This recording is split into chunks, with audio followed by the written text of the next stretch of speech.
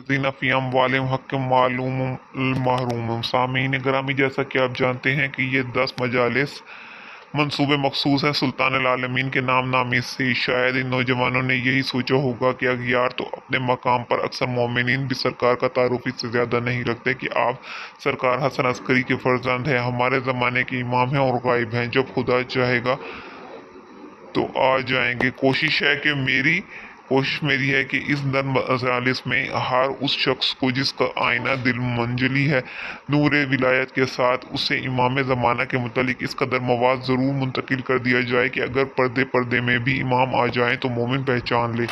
नारे हैदरी या अली बराए ताजील ज़हूर इमाम ज़माना बुलंदतर सलावत अल्लाहुम्मा सल्ली अला मोहम्मद व आलि मोहम्मद। आज तबरुकन आगाज़ कर रही हूँ कि सरकार वली असल के हकूक़ के वाजिबा हैं, वो हक के जो हर मोमिन पर वाजिब है, और वाजिब भी ऐसे कि किसी मोमिन को इसमें कोई छुट्टी कोई रियायत नहीं है। और ये 5 हक ऐसे हैं जैसे 5 असूल दीन है। जिस तरह हर असल में करोड़ों मसाइल छुपे हुए हैं, इसी तरह इमाम ज़माना के ये 5 हक ऐसे हैं कि इन 5 हकूक़ से आज इंशाल्लाह मैं पूरी कोशिश करूँगी कि पाँचों हकूक़ का आपके साथ तज़किरा कर सकूँ, ताकि आप लोगों को भी इमाम ज़माना के बारे में मुकम्मल मालूमात हो सके। पहला हक, उलमाए आलमीन ने 50 से लेकर 50,000 तक हकूक़ गिनवाए हैं। पहला हक ये है कि मेरे बुजुर्गों, भाइयों और अजीज़ों, ये है कि हर साहिब ईमान पर सरकार की मार्फत वाजिब है। नहीं, ज़रा समझें, वैसे तो हर इमाम की मार्फत वाजिब है, तो यहाँ खसूसियत क्या है? हदीस है कि मशहूर और मारूफ ये हदीस कही गई है कि नहीं फरमाया कि मौला ने जो इमाम ज़माना की मार्फत नहीं रखता इल्म नहीं कहा, बल्कि लफ्ज़ है वलम यारफ कि जो मर गया लेकिन इमाम का आरिफ ना हुआ, मारिफत के बगैर मर गया, जहालत की मौत मरा, कुफ्र की मौत मरा। तो ये है कि हर इमाम के लिए जिस जिस ज़माने में वो गुजरा, लेकिन सरकार की एक खसूसी मार्फत वाजिब है। अगर मैं इसकी तफसील में चला जाऊँ तो 10 की 10 मजालिस तमाम हो जाएंगी, लेकिन सिर्फ एक बात याद रखा कीजिए कि जो आपके जहनों में पहले से मौजूद है। अक्सर मोमिनीन आज भी नमाज के बाद दुआए मार्फत पढ़ते हैं। जो हुक्म मासूम से मोमिनीन को पढ़ना पड़ती है, तो वो दुआए मार्फत क्या है? जिन्हें याद है वो ज़रा दोहराएं मेरे साथ। अल्लाहुम्मा और फ़िनी नफ्सिका फ़इन्ना का इन्ना लम तो और नफ्सिका लम आरिफ रसूल का। ए अल्लाह, मुझे अपनी मार्फत अता कर, अगर तेरी मार्फत ना हुई तो नुकसान क्या है? लम आरिफ रसूल का, कि अगर तूने मुझे अपनी मार्फत ना बख्शी तो मैं तेरे रसूल को नहीं पहचान पाऊंगा। यानी खुदा की मार्फत ना होने का नुकसान क्या है कि रसूल की मार्फत नहीं हो सकती। आप पालने वाले, मैं रसूल को भी तो खुद नहीं पहचान सकता, जिस तरह तेरी मार्फत मुमकिन नहीं जब तक तू ना बताए, इसी तरह तेरे रसूल की मार्फत भी मेरे लिए मुमकिन नहीं है जब तक तू ना बताए। तो सलेवात पढ़ लें। अल्लाहुम्मा सल्ली अला मोहम्मद व आलि मोहम्मद। इल्म की वुसअत में नहीं, मुझे रसूल की मार्फत भी खुद अता कर। फ़इन्ना का इन लम तो अर्रिफनी रसूल का लम अर्रिफनी हुज्जत। अगर तूने मुझे अपने रसूल की मार्फत अता ना की तो मैं तेरे हुज्जत को नहीं पहचान सकूंगा। बड़ी नवाजिश आपकी। अब ज़रा जाग के एक फ़ैसला कीजिए कि खुदा की मार्फत ज़रूरी है, अगर ना हो तो नुकसान क्या है? रसूल की मार्फत ना होगी, रसूल की मार्फत भी ज़रूरी है, अगर ना हो तो नुकसान क्या है? हुज्जत की मार्फत मुमकिन नहीं, अगर रसूल की मार्फत ना हो। अब फैसला करें। बढ़ाते बढ़ाता मैं नहीं हूँ, बढ़े हुए को बढ़ाना मुकद्दर ही किसका है? आप ज़रा जागना। खुदा की मार्फत ना होने का नुकसान के रसूल की मार्फत नहीं होती। सर उठाएं उठाएं दीन के ठेकेदार। अब हुज्जत की मार्फत ना होने का नुकसान क्या है? अल्लाह मारिफनी हुज्जतम। ए अल्लाह, अपनी हुज्जत की मार्फत भी तू अता कर। फ़इन्ना का इन लम तो आरिफनी हुज्जतम ज़ललता अन दीनी परवरदिगार, अगर तू ने अपनी हुज्जत की मार्फत अता ना की तो मैं बेदीन हो जाऊंगा। समझ में आ रही है बात या नहीं? यानी हुज्जत की मार्फत वो चीज़ है कि अगर ना हो तो उसका ये नुकसान नहीं कि किसी और की मार्फत ना होगी, बल्कि हुज्जत की मार्फत ना होने का नुकसान बेदीनी है। इसलिए इस पैराए में सरकार की मार्फत सबसे बड़ा हक है साहिब ईमान पर। दूसरा हक, सरकार ज़माना की इंतज़ार करना। आप उलमा से पूछें, किताबें पढ़ें और तहकीक करें कि इंतज़ार इमाम ज़माना वाजिब है। बराए ज़हूर इमाम ज़माना बुलंदतर सलावत अल्लाहुम्मा सल्ली अला मोहम्मद व आलि मोहम्मद। और ये इंतज़ार ऐसी चीज़ है, सूरत तौहा ने واضح کیا ہے 135 نمبر آیت جو سورۃ طٰہٰ کی ہے، اس میں واضح کیا گیا ہے کہ اے حبیب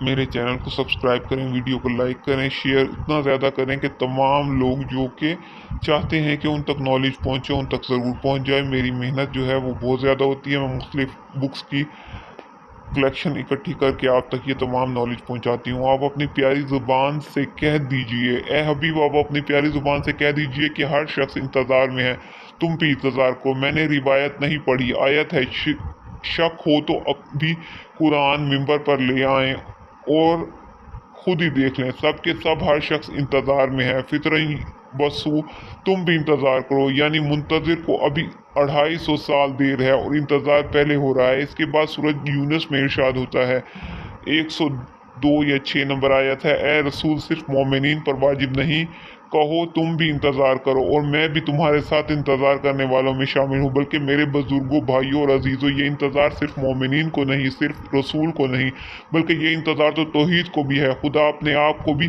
انتظار میں شامل کر رہا ہے۔ دیکھو سورۃ ہود کی آیت نمبر 122، تم بھی انتظار کرو اور ہم بھی پردہ وحدت میں منتظر ہیں۔ تو انتظار کرنا ایسا واجب ہے کہ زمین والوں یہ پہ واجب، آسمان والوں پہ واجب، حجت پہ واجب، معصوم پہ واجب، غیر معصوم پہ واجب۔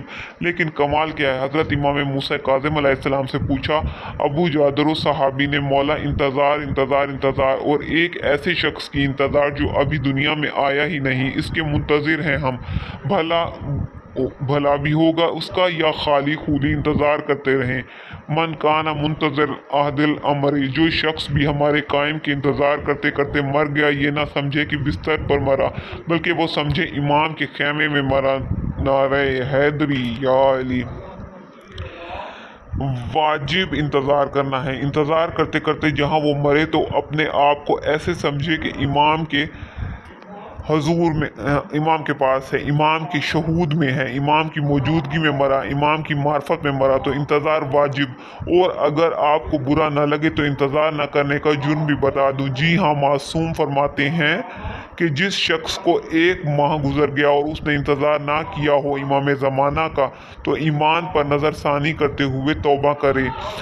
اور فرماتے ہیں کہ جس کو 1 سال گزر جائے اور پورے سال میں اس نے 1 دن بھی انتظار نہ کیا ہو، فرمایا مر گیا تو ایسے بے دین کی ہمیں ضرورت نہیں، اسے یہودیوں کے قبرستان میں دفن کر دو۔ اور سامعین، انتظار پہ کوئی قیمت نہیں لگتی، بے شک کام اپنا کرتے رہو اور انتظار بھی کرتے رہو۔ ہر شخص اپنا کام کر کے بھی انتظار کر سکتا ہے، درزی کپڑے بھی سی سکتا ہے اور نئے گاہک کا منتظر بھی ہوتا ہے، یعنی نہ تو وہ اس کے کام میں رکاوٹ ہے اور نہ ہی انتظار میں کھوٹ ہے۔ جیسا کام میں مخلص ہے اتنا انتظار میں۔ ایک شخص اپنے مویشیوں کو چارہ بھی ڈال رہا ہے اور اذان پر بھی کان لگائے ہوئے ہے، نماز کا منتظر ہے، کام بھی کر رہا ہے اور انتظار بھی کر رہا ہے۔ کبھی آل محمد نے یہ نہیں کہا کہ دنیا سے ناطہ توڑ کر، دنیا کے کام چھوڑ کر بس ہمارے کام کرو، نہیں، دنیا کے کام بھی کرو اور اس میں ہمارے کام بھی کرو، دین بھی سنور جائے گا اور دنیا بھی سنور جائے گی۔ تو انتظار کرنا واجب ہے۔ تھک تو نہیں گئے نا؟ اگر تھک گئے ہیں تو نیکسٹ ویڈیو میں ہم آپ کو تمام ڈیٹیل باقی بتا دیتے ہیں۔ اگر نہیں تھک گئے تو آگے ویڈیو دیکھیے، اس کو یہیں پہ سٹاپ کیجئے، نیکسٹ ٹائم پھر دیکھیے اور باقی مکمل کیجئے۔ یہی 5 حقوق جو میں آج آپ کو بتانے لگی ہوں ان سے منشئت اور متفرع ہوتے ہیں۔ سرکار کے تمام حقوق 2 ہو گئے۔ تیسرا اب حق بتانے لگی ہوں۔ تیسرا حق جو ہے وہ امام زمانہ کا یہ ہے کہ کرام مال خرچ کرنا واجب ہے۔ ہاں، جس آیت کو میں نے بطور عنوان پڑھا تھا، غور سے سننا۔ جتنے لوگوں کی عزیز شوکت نشانیاں بتا رہا ہے خدا کو استحقاق جنت رکھنے والے کون لوگ ہیں اور نشانیاں بھی ہیں، فی الحال ان سے بحث نہیں، صرف ایک نشانی بتانے لگا ہوں میں۔ فرماتے ہیں کہ مولا کی راہ میں مال خرچ کرنا کہ مال میں حق معلوم ہے کہ ایک سوال کرنے والے کا اور ایک سوال سے محروم رہ جانے والے کا۔ بہت سے مسائل نہیں کہا کہ کہاں، بہت سے سائل نہیں کہا خدا نے، بلکہ ہے۔ ایک سوال کرنے والے کا حق ہے کہ ایک محروم کا ممکن ہے۔ یہاں कोई साइल से मुराद गदागर समझ लें, हरगिज ऐसा नहीं। साइल और गदागर में बड़ा फर्क होता है। मैं मिंबर पर हूँ, आपने एक कागज पर एक सवाल लिखकर भेजा तो अब आप साइल हैं, गदागर नहीं। तो अल्लाह ने ये नहीं कहा कि किसी गदागर का हक है, बल्कि हक साइल है। गदागर को देते हो तुम्हारी अपनी मर्जी है, सदका दो, खैरात दो, जो भी दो, लेकिन यहाँ हक वाजिब है, एक सवाल करने वाले का और एक उसका जो सवाल नहीं कर पाता।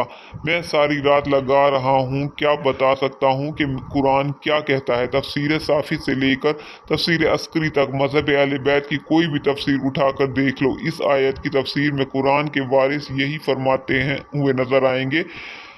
जो सवाल करने वाले हैं वो रसूल अल्लाह हैं जिन्होंने सवाल किया। पढ़ो कुरान। कुल्ला सलकुम अलैहिम अजरम इल्लल मवद्दत बिल कुर्बा। साइल रसूल अल्लाह हैं जिन्होंने सवाल किया कि मैं तुमसे सिर्फ अहले बैत की मवद्दत का सवाल करता हूँ। ये रसूल ने हैं जिन्होंने सवाल करने का मौका मिला, और एक है महरूम जिसने सवाल नहीं किया बल्कि उसे गैब से सवाल से महरूम रहा। वो तुम्हारे इमाम ज़माना है, वो कायम आले मोहम्मद है। तो या रसूल अल्लाह का हक मालूम बताया खुदा ने, या फिर इमाम असर का एक ख़त्म नबूवत की अलामत, दूसरा ख़त्म विलायत का निशान। और आए आज आपको सौदागरी सिखाऊं। सौदागरी कोई बुरी बात नहीं है। अगर सौदागरी बुरी होती तो खुदा हमें ये क्यों कहता कि फ़लाँ का काम करो ये दूंगा, ये काम करो ये दूंगा, ये काम करोगे तो ये अता करूंगा। एक तो खुदा हमारी जबलत से वाकिफ़ है कि फितरत इंसानी ढूंढ मुनाफा ढूंढती है, बशारत अपनी मुनाफा देखती है। तो खुदा ने दीन के मामलात में भी इसी मुनफात के कानून को मद्देनजर रखा। ये कह कर कि तू इतना नफ़ा, तो आइए आपको सौदागरी बताऊं। जो माल तुम कहीं भी खर्च करो, बदले में एक के बदले में 10 मिले तो अपनी तरफ से बात करूं, दीवार पे मार देना। जहां भी खर्च करो एक के बदले में 10, सदका दो, खैरात करो एक के बदले में 10। लेकिन जो इनकी राह में खर्च करो, यानी मोहम्मद वाले मोहम्मद की राह में, खुदा में अपनी तरफ से नहीं कह रहा। खुदारा कौल मासूम का है कि ताइज़ में मासूम ने आयत पढ़ी है, बाकी जो खर्च करो जहाँ करो एक के इवज़ 10 का वादा है। लेकिन जो इनकी राह में खर्च करोगे उसी दुनिया में उसके बदले 700 मिलेंगे। अल्लाह अकबर अजीम। अल्लाह तुम्हारी 8वें इमाम फरमाते हैं कि तुम्हारी राह में खर्च करने का फ़ायदा ये है कि 700 गुना मिलेंगे इसी दुनिया में और आखिरत में, इतना कि तुम तसव्वुर नहीं कर सकते। फरमाया तुमने सूरत बकरा की ये आयत नहीं सुनी? कुरान से आपको तमाम बता रही हूँ, आयत नहीं पढ़ी जहाँ खुदा ने ये फरमाया कि जो सबीलल्लाह में खर्च करेगा। और ये मालूम है कि आप हजरात को कि मासूम फरमाते हैं अल्लाह की सबील है, हम सबील इलाही हैं, सबील अल्लाह हैं। तो सबील अल्लाह से मुराद है अली और औलाद अली। अब सुनिए आयत। ये आयत बताई गई है जो कि सूरत बकरा की 361 आयत है। अब मुझे हक है मैं तर्जुमा यूं करूं कि जो लोग अली और औलाद अली की राह में खर्च करते हैं उनके खर्च की मिसल उस दाने की सी है जिसके 7 खोशे निकलेंगे और हर खोशे में 100 दाने होंगे। तो 700 गुना इस दुनिया में इसको कहते हैं आम के आम गुठलियों के दाम। मेरे ख्याल में दुनिया के किसी कारोबार में इतना मुनाफा नहीं। 1 रुपये में 700 रुपये मिलने वाला कोई कारोबार मुझे दिखा दें, कोई नहीं मिलेगा। इमाम ज़माना की राह में 1 रुपया खर्च करो, 700 रुपये यहाँ मिलेंगे। और आखिरत में क्या है का कज़ा की कलम नहीं लिख सकती कि क्या है। तो इनकी राह में माल खर्च करना इमाम ज़माना के हकूक़ वाजिबा में से है। समझ में आ रही है ना बात? अब चौथा हक यह है कि सरकार के लिए